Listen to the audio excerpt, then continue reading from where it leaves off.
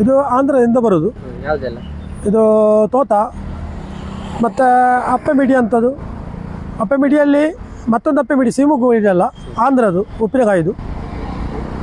ಅದು ಈಗ ಮೊನ್ನೆ 250ವರೆಗೆ ಮಾರ್ತಾ ಇದ್ದೇವೆ.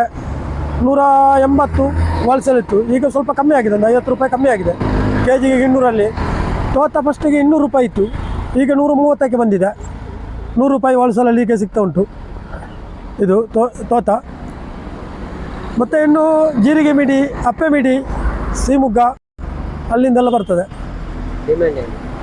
ಅದು 300-350ವರೆಗೆ ಹೋಗ್ತದೆ ಅದು.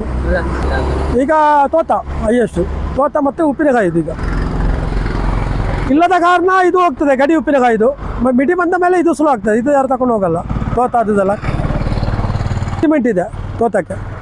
ಎಲ್ಲ ಕಡೆ ಹಾಕಿದ್ದೇನೆ. ಅಲ್ಲಿ ಮೊರದಲ್ಲಿ ಉಂಟು, ಅಲ್ಲಿ ಮಗ ಇದ್ದಾನೆ. ಇಲ್ಲಿ ನಾನು ಹಾಕಿದ್ದೇನೆ. ಮತ್ತು ಉಜಿರೆಯಲ್ಲಿ ಉಂಟು, ಉಜಿರೆಯಲ್ಲಿ ಹಾಕಿದ್ದೇನೆ. ಅಲ್ಲಿ ಉಂಟು.